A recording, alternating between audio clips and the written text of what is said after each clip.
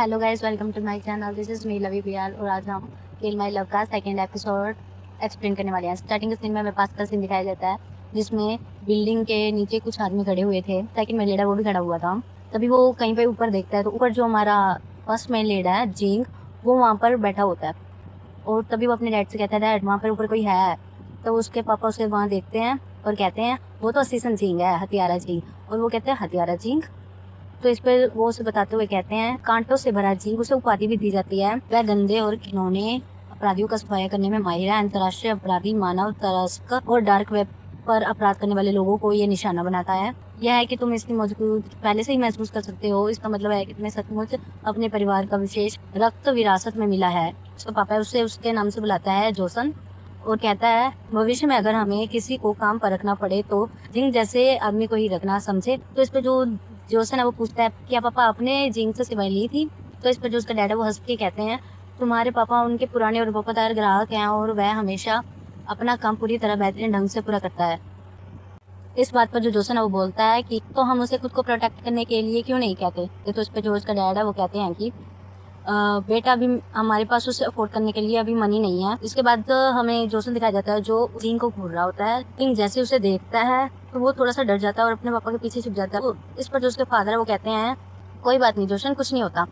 और जो जिंग को ग्रीड करते हैं और जो हमारा जिंग है वो भी उसे ग्रीड करके वहाँ से चला जाता है। जो जोसन है वो अभी भी पीछे मुड़ के देख रहा होता है। जोसन का फादर होता है वो अपने आदमी को कहता है 7 डेज के लिए तुम जोसन को नॉर्थ कोस्ट के वेयर हाउस में ले जाओ और उसे क्रिस्टीन से मिलाओ। अगर सब कुछ सही रहा तो मैं इसी रात उसे वापस ले आऊंगा। और जो उसके डैड है वो जोसन को बोलते हैं जोसन डैड अपना बिजनेस हैंडल करने जा रहे हैं जैसे कि तुम देख रहे हो। और याद रखना हमेशा अंकल तुम्हारे साथ स्टिक रहेंगे और तुम्हें कभी भी कोई डेंजर फील हो या तुम्हें कोई टच करे सबसे पहले तुम्हें खुद को प्रोटेक्ट करना है, तुम समझे।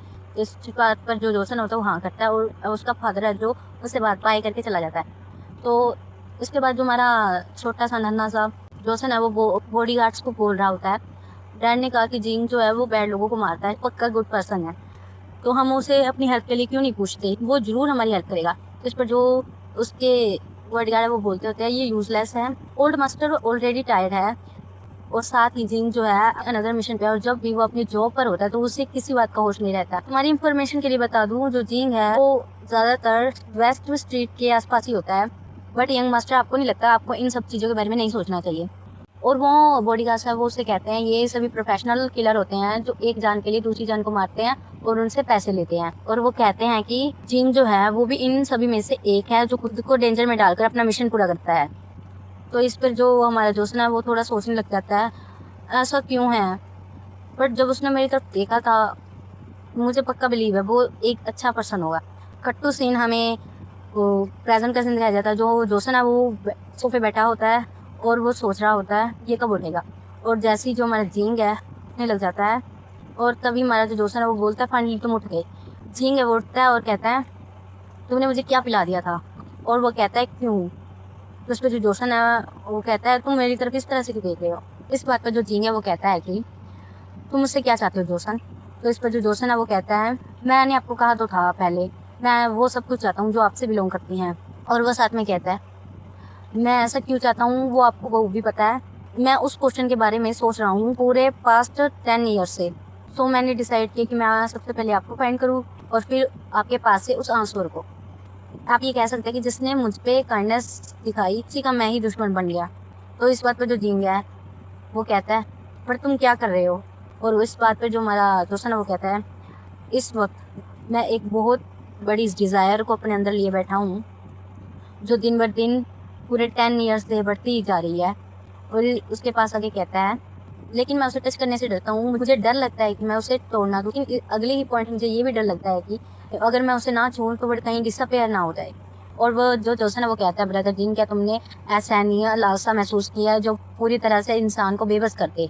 और साथ ही वो अपने फेरोमोन्स छोड़ने लग जाता है और उसके और क्लोज आ जाता है। तो इस पर जो जिंग है वो मन में सोच रहा होता है ये जो सेंट है ये मैंने पहले भी फील की थी जब मैं अनकॉन्शियस होने वाला था।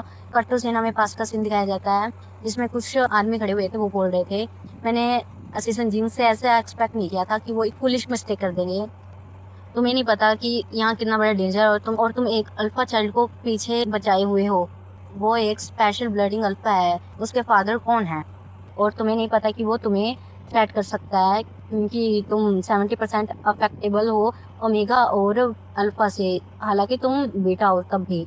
और वो साथ ही कहते हैं तुम समझे नहीं जिंग, ये चाइल्ड किसी से ज्यादा डिफरेंट नहीं है, वो भी अपने फेरोमोन्स तुम पर छोड़ सकता है और वो टाइम भी नजदीक आ जाएगा जब ये बच्चा तुम्हारे पूरे शरीर को सप्रेस कर देगा फेरोमोन से। और कट टू सीन हमें प्रेजेंट का सीन दिखाया जाता है जिस पर ओवर वॉइस में जो जिंग है वो कह रहा होता है। उस टाइम पे मैंने रियलाइज किया कि असलियत में डेंजर तो एक चाइल्ड है जिसका नाम जोसन है। और इसी के साथ ये ड्रामा कंप्लीट होता है। Thank you guys. और आपकी जानकारी के लिए बता दूं कि मैंने एक और मानवा स्टार्ट किया है जिसका नाम है Teddy the nerd manager to flirt with the cutie today. ये भी एक स्कूल लव स्टोरी है, तो मैं चाहूंगी कि आप ये भी देखें। Thank you guys, bye bye.